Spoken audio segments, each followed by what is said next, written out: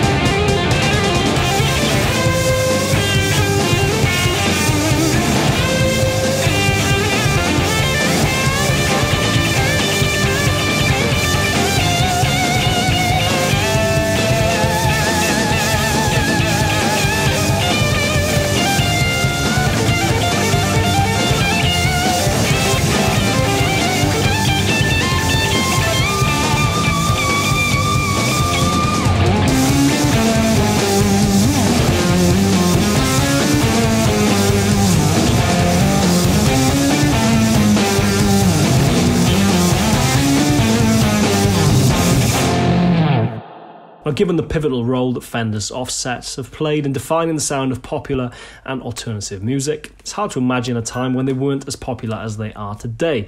Yet, if you saw my recent episode taking a look at the Jazzmaster, you'll know that this hasn't always been the case. Far from it, in fact, with both the Jazzmaster and Jaguar, both guitars which at some point were considered Fender's flagship model, having been discontinued at some point in their history, despite their best efforts.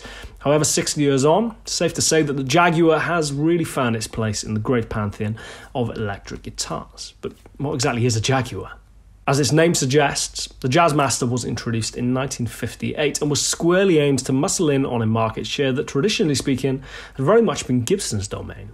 Jazz guitarists, with a slew of innovations from its innovative offset design, supposedly making it more comfortable to play while sat down, to a vast array of tonal options aimed for maximum versatility. The Jazzmaster was unsurprisingly Fender's flagship model and retailed at a staggering $329.50, roughly $3,300 in today's money. However, in spite of the innovations and Fender's bold claim proclaiming the Jazzmaster to be America's finest electric guitar, it somewhat missed the mark, with jazz musicians shunning this futuristic answer to a question that, quite simply, they hadn't asked. However, it wouldn't take long until the Jazzmaster would find unlikely favour with the burgeoning surf guitar scene that swelled up in California in the late 50s and by the early 60s was breaking across the US, pardon the pun, and thus enter the Jaguar. The last Fender guitar that Leo Fender would personally have a hand in designing, the Jaguar was introduced in 1962, replacing the Jazzmaster as Fender's top-of-the-line instrument, retailing at a staggering $379.50, just over the average American's monthly income, and around $3,700 in today's money. It's clear to see that whilst the Jazzmaster had undoubtedly been the fledgling company's first real failure, especially relative to the Strat and the Tele which had come before, they were keen to persist with the innovations that they had introduced on the Jazzmaster, and as such, the Jaguar featured a very similar, not identical, it's worth pointing out, offset body design. The upper horn is slightly more pointed on the Jaguar, as well as sharing a vibrato system. Also borrowed from its predecessor was a rather perplexing array of controls, but unlike the Jazzmaster, it came with two Strat S single coil pickups encased in a chrome cradle, designed to reduce hum and interference, which had been a very common complaint of the wide coils on the Jazzmaster. It was also the first Fender guitar to feature 22 frets, some 24 years before this would be introduced on a Stratocaster. Clearly a nod to what Gibson were doing as standard on both the Les Paul and the newly released SG, or Les Paul. It also came with a spring-loaded muting system down at the bridge, but unsurprisingly, much like the ashtray cover that came with both Strats and Teles early on, you would do very well to find a vintage model with theirs still intact, clearly something that was very quickly discarded by most musicians. And unsurprisingly, this is very much the case on today's three examples, very kindly loaned to me courtesy of ATB Guitars here in the UK. On the left, we have a 1962 Fiesta Red model, in the middle, a 64 Lake Placid Blue, and on the right, a later 66, again in Fiesta Red. Another noticeable difference from the Jazzmaster was the Jaguar's unique scale length. The Jazzmaster came in at a much more Fender typical 25.5 inches, much the same as the Strat and the Tele, whereas the Jaguar came in at a mere 24 inches.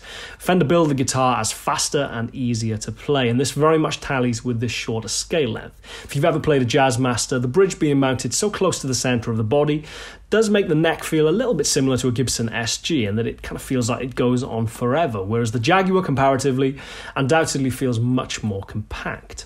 The Jaguar would also be the first Fender to feature what we now think of as the transition logo, marking a period after the initial spaghetti-style Fender logo, but before the block black logo that would come later on after CBS takeover of Fender. Perhaps the most noticeable addition, however, to the Jaguar would be the 3 slider switches in place of the more traditional pickup selector. The controls on the upper bout of the body act in much the same way of that as a Jazzmaster, giving you access to a kind of preset darker rhythm tone that totally bypasses the rest of the guitar's controls, whereas the 3 slider switches act as manual activation for each pickup, as well as introducing the strangle switch, or what has kind of informally become known as the strangle switch. You can essentially think of that as a high-pass filter, meaning that it just lets the high frequencies pass through, simultaneously attenuating the lower frequencies. I appreciate that's a hell of a lot of information to try and take on board, so probably best to try and play you through all of those vast array of options. For this next clip, I'm going to be using that later 66 Jaguar plugged into a Blackface 67 Deluxe Reverb. Not a bad little rig.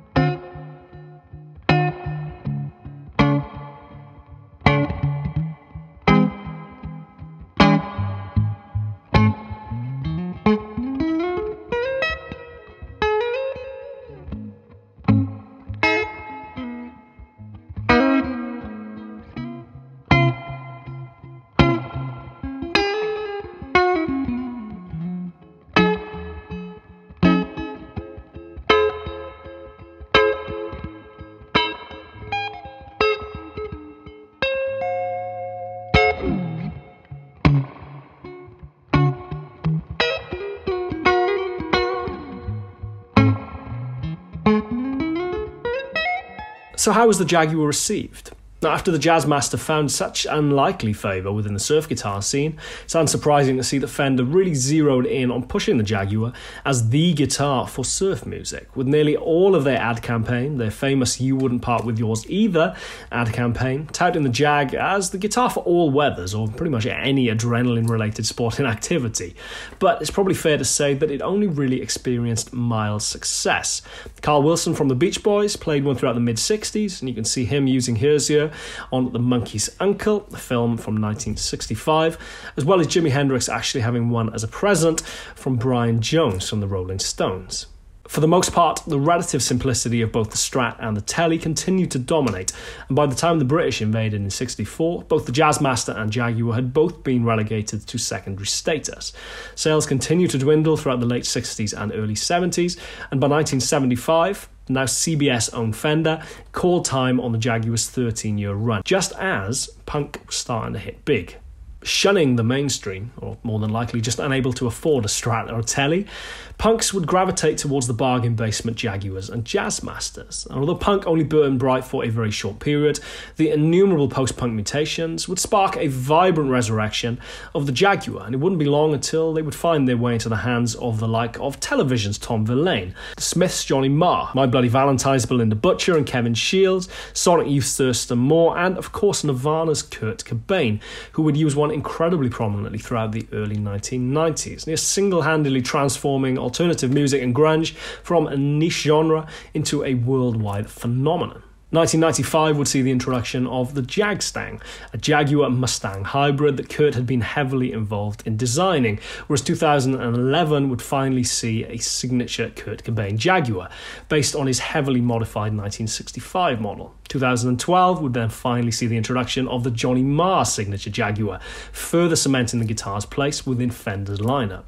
Looking back with the benefit of a 60-year hindsight, it's easy to see how the Jaguar took a near enough identical trajectory to that of its older sibling, the Jazzmaster, surviving adversity and public indifference only to emerge the other side more popular than ever, albeit far from its intended audience.